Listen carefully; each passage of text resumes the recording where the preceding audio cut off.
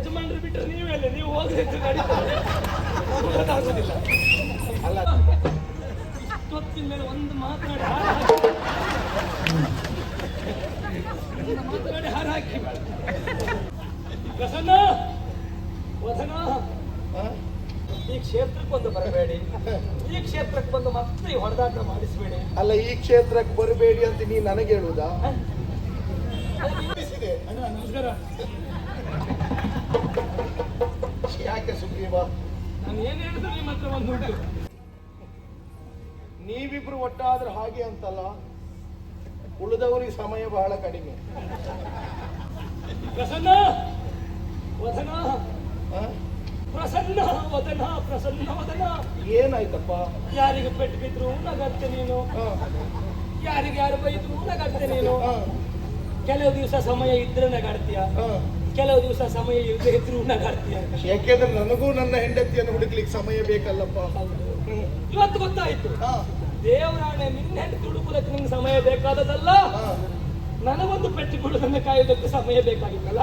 ಅರೆ ವಿಶ್ವನಾಯಕ, ನಿನ್ನ ವಾಕ್ಯವು ವಿಶ್ವನಾಯಕರೆಲ್ಲ ಒಂದೊಂದು ಮಾತನಾಡ್ತಾರೆ. ವಿಶ್ವಾಸ ಬರುವ ಮಾತೇ ಆಡುವವರು. ಅಯ್ಯಪ್ಪ, ಮಾತು ವಿಶ್ವಾಸ ಬರುವ ಮಾತನ್ನೇ ಆಡ್ತೀರಿ. ವಿಶ್ವಾಸ ಭರಿಸಿ ಅಲ್ವಾ? ಅಲ್ಲ, ವಿಶ್ವಾಸ ಯುದ್ಧಕ್ಕೆ ಸನ್ನದ್ಧನಾದದ್ದು. ವಿಶ್ವಾಸ ಭರಿಸ್ತೀರಿ, ವಿಶ್ವಾಸವನ್ನ ಇರಿಸುವ ಹಾಗೆ ಮಾತನಾಡ್ತೀರಿ, ಆದ್ರೆ ಕಾರ್ಯ ಮಾತ್ರ ಮಾಡುವುದಿಲ್ಲ. ನಿನ್ನ ವಾಕ್ಯವನ್ನ ಬಹಳ ವಿಶ್ವಾಸ ಇಟ್ಟುಕೊಂಡು ನಂಬಿದೆ, ಆದ್ರೆ ನೀನು ಮಾಡಿದ್ದೇನು? ಸೂರ್ಯವಂಶದ ರಾಜರ ಕಥೆಗಳನ್ನು ಹೇಳಿದೆ, ನಂಬಿಕೆ ಬಂತು.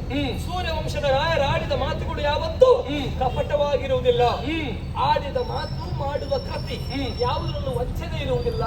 ಆಡಿದ್ದನ್ನೇ ಮಾಡ್ತಾರೆ ಅವರು. ಹೌದು, ನೀನು ಮಾಡದೆ ಇದ್ರೂ ತೊಂದರೆ ಇಲ್ಲ ಅಂತ ಆಡುವುದೊಂದು ಬೇಡಿದ್ದಿತ್ತು. ಎಲ್ಲೋ ವೈರ್ಯ, ನನ್ನ ವೈರಿ ವಾಲಿ, ಹೀಗೆ ವಾಲಿ ವಿಕ್ರಮ ಎನ್ನುವಾಗ ಎಲ್ಲವನ್ನು ಹೇಳಿದಾಗಲೂ ಮುಂದೆ ನಿಲ್ಲಿಸಿದೆ.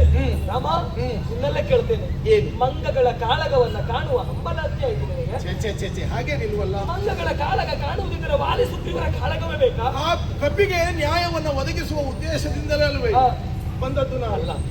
ನನಗೆ ನ್ಯಾಯ ಸಿಗದೇ ಇದ್ರೂ ತೊಂದರೆ ಇಲ್ಲ ಇತ್ತು. ಈ ನೋವು ತಿನ್ನುವ ಪರಿಸ್ಥಿತಿ ಒಂದು ಬೇಡ ಇತ್ತು. ರಾಮ, ನಿನ್ನ ಮಾತನ್ನ ಕೇಳಿ ವಾಲಿಯೊಂದಿಗೆ ಹೋರಾಟಕ್ಕಿಳಿದೆ. ಕಾಳಗದ ಕಣದಲ್ಲಿ ಕೆಡಹಿದ ಎರಡು ಕಾಳಿನಿಂದ ಒತ್ತು ಜಾಡಿಸಿ ಹೋದ. ರಾಮ, ಸಾಕು. ಯಾವುದು? ನಿನಗೂ ನಿನ್ನ ಕುಟುಂಬದವರಿಗೂ ನಿಮ್ಮ ತಮ್ಮರಾಯರಿಗೂ ಅಣ್ಣ ನಮಸ್ಕಾರ, ಸಾಕೋ ಸಾಕು. ಪಂಪಾ ಸರೋವರದ ಸಮೀಪ ಇದ್ದವರು ಕರೆಸಿಕೊಂಡ ನಾನೇ ಮಾರ್ಗದಲ್ಲಿದ್ದ ಮಾರಿಯನ್ನ ಮನೆಗೆ ತರಿಸಿ ನಾನೇ ಹಾಳು ಮಾಡಿಕೊಂಡು, ಈಗ ನನ್ನ ಪರಿಸ್ಥಿತಿ ಅಲ್ಲಿವರೆಗೆ ಬಂತು. ನಾನೇ ಕೋಲ್ ಕೊಟ್ಟು ನಾನೇ ಪೆಟ್ಟು ತಿಂದೆ. ಹನುಮಂತನೇ ಕರ್ಕೊಂಡು ಬಂದದ್ದು. ಎಷ್ಟೊತ್ತಿಗೆ ಹೋಗ್ತೀರಿ ಅಂತ ಹೇಳಿ, ಹೇಗ್ ಹೋಗ್ತೀರಿ ಅಂತ ಹೇಳಿ, ಈ ಜೀವ ಹಿಡ್ಕೊಂಡು ನಡ್ಕೊಂಡು ಹೋಗ್ಲಿಕ್ಕೆ ಆಗದೆ ಇದ್ರೂ ಹೇಳಿ ಹೊತ್ಕೊಂಡು ಬಂದ ಹನುಮಂತನಲ್ಲೇ ಆ ಪಂಪಾ ಸರೋವರದ ಕೆಳಗೆ ಬಿಟ್ಟು ಬರ್ಲಿಕ್ಕೆ ಹೇಳ್ತೇನೆ. ದಯವಿಟ್ಟು ಈ ಕ್ಷೇತ್ರಕ್ಕೆ ಬಂದು ಬರಬೇಡಿ, ಈ ಕ್ಷೇತ್ರಕ್ಕೆ ಬಂದು ಮತ್ತೆ ಹೊಡೆದಾಟ ಮಾಡಿಸಬೇಡಿ. ಅಲ್ಲ ಈ ಕ್ಷೇತ್ರಕ್ಕೆ ಬರಬೇಡಿ ಅಂತ ನೀ ನನಗೆ ಹೇಳುವುದಾ? ಹಾಗಂತಲ್ಲ. ಅಲ್ಲ, ಸೂರ್ಯವಂಶದವರ ಕ್ಷೇತ್ರ ಅಂತ ಕೇಳಿದ್ದೇನೆ. ಸೂರ್ಯನ ರಶ್ಮಿ ಎಲ್ಲೆಲ್ಲ ಬೀಳುತ್ತದೋ ಅದೆಲ್ಲ ಸೂರ್ಯವಂಶದ ಅಧಿಕಾರಕ್ಕೆ ಒಳಪಟ್ಟದ್ದಲ್ವ? ಆದ್ರೆ ಹೆಂಡತಿ ಒಂದು ಇಲ್ಲ ಬಿಟ್ರೆ ಉಳಿದ ವಿಭಾಗದ ನೆಮ್ಮದಿ ಇದ್ದಿತ್ತು. ಆದ್ರೆ ಇವತ್ತು ಹೆಂಡತಿಯೂ ಇಲ್ಲ, ಉಳಿದ ವಿಭಾಗದ ನೆಮ್ಮದಿಯೂ ಇಲ್ಲ, ಎಲ್ಲ ಹಾಳು ಮಾಡಿಬಿಟ್ಟೆ. ರಾಮ, ಅಂತೂ ಈ ಪ್ರಕರಣದಲ್ಲಿ ಧೈರ್ಯವನ್ನ ಕಳಕೊಂಡಿದ್ದೀಯಾ ಅಂತ ಆಯ್ತು. ಹಾವನ್ನ ಕಂಡು ಹೆದರಿದಂತಹ ವ್ಯಕ್ತಿಯೊಬ್ಬ ಹಗ್ಗವನ್ನ ಕಂಡ ಕ್ಷಣವು ಹಾವು ಅಂತ ಭಾವಿಸ್ತಾನೆ. ಹೌದು ರಾಮ್. ಕರಡಿಯನ್ನ ನೋಡಿ ಹೆದರಿದವ ಕಪ್ಪಡ್ಡೆಯನ್ನು ಕಂಡಾವಾಗಲೂ ಕರಡಿ ಬಂತೇನು ಎನ್ನುವ ಹಾಗೆ ಭ್ರಮಿಸುತ್ತಾನೆ. ವಾಲಿಯಿಂದ ಪೆಟ್ಟು ತಿಂದು ತಿಂದು ಅಭ್ಯಾಸ ಆಗಿರುವಂತಹ ನಿನಗೆ ಈಗ ಯಾರ ಮಾತಿನ ಮೇಲೂ ವಿಶ್ವಾಸ ಬರುತ್ತಾ ಇದೆ? ನಿನ್ನ ಮಾತಿನ ಮೇಲೆ ಇದ್ದಿತ್ತು, ಇವತ್ತು ಪೆಟ್ಟು ಬಿತ್ತಲ್ಲ. ಧೈರ್ಯ ತಾಳಯ್ಯ. ದೇಹಕ್ಕೆ ಸಂಬಂಧಪಟ್ಟದ್ದು ಶೌರ್ಯ, ಮನಸ್ಸಿಗೆ ಸಂಬಂಧಪಟ್ಟದ್ದು ಸ್ಥೈರ್ಯ, ಜೊತೆಯಲ್ಲಿ ಬುದ್ಧಿಗೆ ಸಂಬಂಧಪಟ್ಟದ್ದು ಧೈರ್ಯ. ಧೈರ್ಯ ಬೇಕಾಗುತ್ತದೆ ಈ ಪ್ರಕರಣದಲ್ಲಿ. ದೇಹದ ನೋವೇ ಕಡಿಮೆ ಮಾಡಿಕೊಳ್ಳಿಕ್ಕೆ ಆಗ್ತಾ ಇಲ್ಲ, ಧೈರ್ಯ ಬರುವುದಿಲ್ಲ. ಅಲ್ಲ, ಅದು ನಿನಗೂ ಅಭ್ಯಾಸ ಆಗಿದೆ. ಈಗ 4ನೇ ಬಾರಿಯ ಹೋರಾಟ, 5ನೇ ಬಾರಿ ಅಲ್ವಾ? ಬಹಳಷ್ಟು ಆಗಿದೆ. ಬಹುಶಃ ಒಮ್ಮೆ ಅವ ಪೆಟ್ಟು ಕೊಟ್ರೆ ನೀನು ಸುಧಾರಿಸಿಕೊಳ್ಳುವುದಕ್ಕೆ 500 ವರ್ಷಗಳು ಬೇಕಾಗ್ತಾ ಇದ್ದಂತೆ. ಸುಗ್ರೀವ,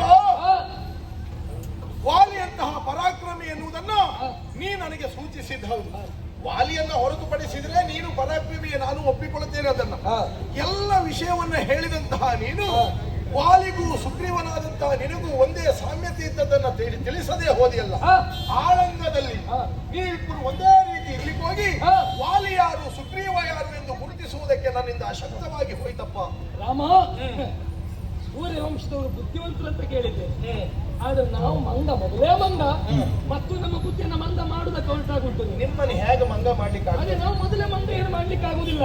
ಇಲ್ಲ ನೀವು ಚಪ್ಪಲ ಬುದ್ಧಿಯನ್ನು ಬಿಡುವುದಿಲ್ಲ ಅಂತ ಮತ್ತೆ ಮತ್ತೆ ತೋರಿಸುವುದಿಲ್ಲ. ಅಲ್ಲ, ಅನುಮಾನ ಯಾಕೆ ಬಂತಪ್ಪ? ಆಳಬೇದವ ತಿಳಿಯದ ದಿನವಾಗಿ ಹೇಳ್ತಾ ಇದ್ದೆ. ಈಗ ನಾವಿಬ್ಬರು ಕಾಣೋದಕ್ಕೆ ಒಂದೇ ಇದ್ದೇವೆ, ಸರಿಯಪ್ಪ. ಹೌದು, ವ್ಯತ್ಯಾಸ ಗೊತ್ತಾಗಲಿಲ್ಲ ನನಗೆ. ಯುದ್ಧ ಆಯ್ತು. ಯಾವತ್ತೂ ವಾಲಿನಿಗೆ ಪೆಟ್ಟು ಕೊಡುವ ಅಂತ ಹೇಳ್ತಾ ಇದ್ದೆ. ಇವತ್ತು ನನಗೆ ಅವ ಅದೇ ಮಾಡಿದ್ದು. ಯುದ್ಧ ಮಾಡಿ ಮಾಡಿ ಮಾಡಿ ನನಗೆ ಕೆಳಗಡೆ ಬಿದ್ದೆ. ಬಿದ್ದಾಗ ನನಗೆ ಆ ರೀತಿ ಹೊಡಿತಾ ಇದ್ದಾನೆ, ಹೊಡಿತಾ ಇದ್ದಾನೆ. ಆಗಲಾದ್ರೂ ಬಿದ್ದವ ಸುಗ್ರೀವ, ಹೊಡಿತಾ ಇದ್ದವ ವಾಲಿ ಅಂತ ಗೊತ್ತಾಗಿ ಒಂದು ಬಾಣ ಬಿಡ್ಲಿಕ್ಕಾಗ್ಲಿಲ್ಲ ನನಗೆ. ಅಯ್ಯೋ, ಯಾವಾಗಲೂ ನೀನು ಬೆಟ್ಟು ತಿನ್ನುತ್ತಾ ಇದ್ದದ್ದು ಹೌದು. ಹಾಗಂತ ಇಷ್ಟು ಸಮಯ ನೀನು ವಾಲಿಯ ಜೊತೆಯಲ್ಲಿ ನೀನು ಒಬ್ಬನೇ ಯುದ್ಧಕ್ಕೆ ಹೋದದ್ದಲ್ವಾ? ಹೌದು. ಇವತ್ತು ನಿನ್ನ ಜೊತೆಯಲ್ಲಿ ನಾನಿದ್ದೇನೆ ಎನ್ನುವ ಹಾಗೆ ಮೊದಲೇ ನಾನು ನಿನಗೆ ವಿಶ್ವಾಸ ಕೊಡ್ಲಿಲ್ವಾ? ನಾನಿದ್ದೇನೆ ಎನ್ನುವ ವಿಶ್ವಾಸದಿಂದ ಯಾಕೆ ನೀನು ವಾಲಿಗೆ ಹೊಡೆದಿರಬಹುದು ಅಂತ ನಾನು ಹಾಗೆ ಯೋಚನೆ ಮಾಡಿದೆ. ಸರಿಯಪ್ಪ, ನೀನು ಬೆಟ್ಟು ತಿಂದದ್ದು ನನಗೆ ಹೇಗೆ ಇನ್ನೊಂದು ವಿಚಾರದಲ್ಲಿ ಯೋಚನೆ ಮಾಡಬಹುದು. ಈಗ ನಾನು ಬಿದ್ದೆ ಅಥವಾ ಅಲ್ಲೇ ಇದ್ದೆ ಏನೇ ಆಗ್ಲಿ, ಈ ಯುದ್ಧ ಆದ ಮೇಲೆ ಕಿಷ್ಕಿಂಧೆಯ ಪಟ್ಟಣದ ಅವನ ವಾಲಿ ಅಂತಃಪುರಕ್ಕೆ ಹೋಗ್ತಿದ್ದವ ಅವ. ಈಗ ನಾನಾಗಿದ್ರೆ ನಾನು ನಿನ್ನ ಸಮೀಪ ಬರಬೇಕಿತ್ತು. ಅತ್ತ ಹೋಗ್ತಿದ್ದವ ವಾಲಿ, ಬಿದ್ದವ ಸುಗ್ರೀವ ಅಂತ ತಿಳಿದಾದ್ರೂ ಹೋಗುವನಿಗಾದ್ರೂ ಬಾಣ ಬಿಡ್ಬೇಕಿತ್ತ ಬೇಡ? ಸುಗ್ರೀವನೇ ವಾಲಿಗೆ ಹೊಡೆದು ಈ ಹೆಂಡತಿಯನ್ನ ಕಳೆದುಕೊಂಡು ಎಷ್ಟೋ ಸಾವಿರ ವರ್ಷಗಳು ಕಳೆದಿತ್ತ ಇಲ್ವಾ? ಬಹುಶಃ ಹೆಂಡತಿಯನ್ನ ಕಾಣಬೇಕೆನ್ನುವಂತಹ ಆತುರದಿಂದ ಸುಗ್ರೀವನೇ ವಾಲಿಗೆ ಹೊಡೆದು ಅರಮನೆಯತ್ತ ಸಾಗುತ್ತಾ ಇದ್ದಾನಂತ ನಾನು ಭ್ರಮಿಸಿದೆ. ನಮಸ್ಕಾರ. ಯಾಕೆ ಸುಗ್ರೀವ? ನಾನು ಏನ್ ಹೇಳಿದ್ರು ನಿಮ್ಮ ಹತ್ರ ಒಂದು ಉಂಟು. ಅಲ್ಲ, ಹಾಗೆ ತರ್ಕಿಸಿದ್ರೆ ತಪ್ಪಲ್ವಲ್ಲ? ಹಾಗಾದ್ರೆ ತಪ್ಪು ನನ್ನತ್ತೆ ಅಂತ ಆಯ್ತು. ಈಗ ಅದು ಒಂದು ಸೂಚನೆ ಕೊಡ್ತಾ ಇದ್ರೆ ಒಂದು ಪರ್ಯಾಯ ವ್ಯವಸ್ಥೆ ಮಾಡುವುದಿಲ್ಲ ಆಗಿತ್ತ. ನಾನು ಯೋಚನೆ ಮಾಡಿದ್ದೆ, ಅವ ಇವತ್ತು ನನ್ನಾಗೆ ಮಾಡ್ಕೊಂಡು ಬರ್ತಾನೆ ಅಂತ ನಂಗೆ ಗೊತ್ತೇ ಇರಲಿಲ್ಲ. ಸಾಯ್ಲಿಕ್ಕೆ ಸ್ವಲ್ಪ ದಿನ ಸ್ವಲ್ಪ ವಿಶೇಷತೆಯಿಂದೆಲ್ಲ ಬರ್ತಾ ಇದ್ದವ, ಏನನ್ನೆಲ್ಲ ಹಾಕೊಂಡು ಬರ್ತಾ ಇದ್ದ. ಇವತ್ತು ಹಾಕೊಂಡು ಬರ್ಲಿಲ್ಲ ಅದನ್ನ ಸರಿಯಾಗಿ. ಅವನಲ್ಲಿ ವಿಶೇಷವಾದಂತ ಕಾಂಚನ ಮಾಲೆ ಹಾಕೊಂಡು ಬಂದಿದ್ರೆ ನಿನಗೆ ಗೊತ್ತಾಗ್ತಾ ಇತ್ತು.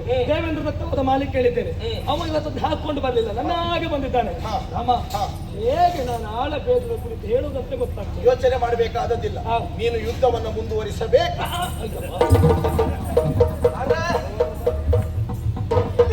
ಓಡುವುದೆಲ್ಲಿಗೆ? ನಮ್ಮದಲ್ಲಿ ಶುರುವಾಗಿ ಆಯ್ತು, ನಾವು ಹೋಗ್ತೇವೆ.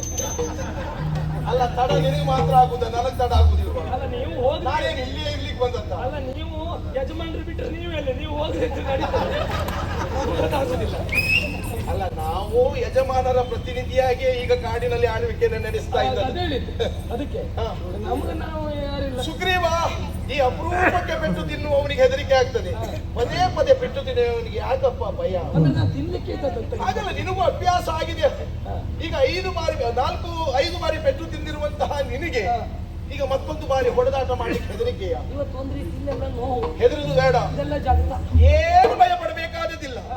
ಇಲ್ಲ ನೋಡು, ಇವತ್ತು ನಾನು ನಿನ್ನನ್ನು ಕಳಿಸುವಾಗ ನಿನ್ನ ಕೊರಳಿಗೆ ಒಂದು ಹಾರ ಹಾಕಿಯೇ ಕಳಿಸ. ಈಗ ನೀವಿಬ್ಬರಿಗೂ ದೊಡ್ಡ ನಮಸ್ಕಾರ. ನನಗೆ ಗೊತ್ತಾಯ್ತು ಯಾಕೆ ಸ್ವಲ್ಪ ಆದ್ರೂ ಪ್ರಾಣ ನನಗೆ ಉಳಿತು ಅಂತ. ಅವಾಗ ಏನು ಹಾರ ಹಾಕಿ ನಮ್ಮನ್ನ ಕಡಿಯುವ ಪ್ರಯತ್ನ ಮಾಡುವ? ಅಯ್ಯೋ, ಕೆಂಪು ಹಾರದ ವ್ಯವಸ್ಥೆ ಮಾಡಿ ತಲೆ ಕಡಿಯುವ ವ್ಯವಸ್ಥೆಗಾಗಿ ಕಳುಹಿಸುವುದಲ್ಲ, ನಿನ್ನನ್ನ ಗುರುತಿಸುವುದಕ್ಕಾಗಿ. ಲಕ್ಷ್ಮಣ, ಹೋಗಿ ಗಜಪುಷ್ಪ ಮಾಲಿಕೆಯನ್ನ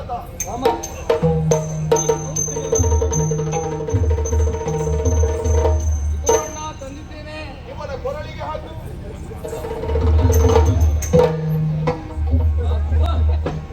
ಇಷ್ಟೊತ್ತಿನ ಮೇಲೆ ಒಂದು ಮಾತನಾಡಿ ಹಾರ ಹಾಕಿ ನಿಮಗೂ ಒಂದು ನಮಸ್ಕಾರ. ಅವ ನಾನಿರುವಾಗ ಮಾತಾಡುವುದಿಲ್ಲ, ನನ್ನ ಆಜ್ಞೆ. ಹೌದೌದು, ಆದ್ರೆ ಆಶ್ಚರ್ಯದೇನಲ್ಲ ನನಗೆ. ಅವನು ಸ್ವರ ಕೇಳ್ತಲ್ಲ, ಹೇಗಂತ ಗೊತ್ತಾಯ್ತಲ್ಲ, ಮತ್ತಾಗಲ್ಲ. ನಿನ್ನ ಮಾತು ಕೇಳಿಲ್ಲ, ಒಂದು ಸ್ವರ ಅವ ಮಾತಾಡಿದ್ರದು ಮುದ್ದೆ ಅದು. ಈಗ ಸ್ವರ ಕೇಳಿದ್ರೆ ಆ ಮಗು ನೋಡಿದ್ರೆ ಅಪ್ಪನಾಗೆ ದಶರಥ ರಾಯರು ಹಾಗೆ ಇದ್ದಂತೆ ಕೆಲವರು ಹೇಳಿದ್ ಕೇಳಿ ಆ ಮುಖದ ವರ್ಚಸ್ಸು. ಅಲ್ಲ, ಈ ಹಾರ ಹಾಕಿದ ತಕ್ಷಣ ಒಂದು ರೀತಿ ಚೈತನ್ಯ. ಹೌದೌದು, ಮೈ ಕೈ ನೋವು ಅದು ಕಾಣುವುದಿಲ್ಲ. ಹೌದೌದು. ಈ ಹಾರ ಎಲ್ಲಿಂದ ತಂದದ್ದು ನೀವು? ಇಲ್ಲೇ ಇರುವ ಹಾರ ಅದು. ಇಲ್ಲ ಅಂದ್ರ ಗಜಪುಷ್ಪ ಮಾಲಿಕೆ ನಮ್ಮ ಹಿತ್ತಲಲ್ಲಿ ಇದ್ದದ್ದ? ಹೌದೌದು. ದೇವ್ರೆ, ನಮ್ಮ ಹಿತ್ತಲಲ್ಲಿ ಇಂಥ ಒಳ್ಳೊಳ್ಳೆ ಔಷಧಿ ಗುಣ ಇತ್ತಂತಲ್ಲ ಅದೇ ಉಂಟು ಅಂತ ನಮಗೆ ಗೊತ್ತಿಲ್ಲ. ನಾವು ಎಲ್ಲೆಲ್ಲಿದ್ದೆಲ್ಲ ತರಿಸ್ಕೊಂಡು ಕುಡಿಯುವುದು ತಿನ್ನುವುದು, ನಮ್ಮಲ್ಲಿದ್ದ ಸಾಯಲಿಕ್ಕೆ ಒಬ್ಬರು ಮುಟ್ಟುವುದಿಲ್ಲ. ಅದಕ್ಕೆ ಸಾಯುವುದು ಗಿಡ ಮದ್ದಲ್ಲ ಅಂತ ಹೇಳುವುದು ಅದಕ್ಕೆ. ಆ ಮಟ್ಟಿಗೆ ನಿಮ್ಮನ್ನು ನೋಡಿದ್ರೆ ಗೊತ್ತಾಗ್ತದೆ. ಹಾಗಾಗಿ ನಿಮ್ಮದು ಬಿಟ್ಟರೆ ಬೇರೆ ಏನು ತಿನ್ಲಿಲ್ಲ ಅಲ್ವಾ?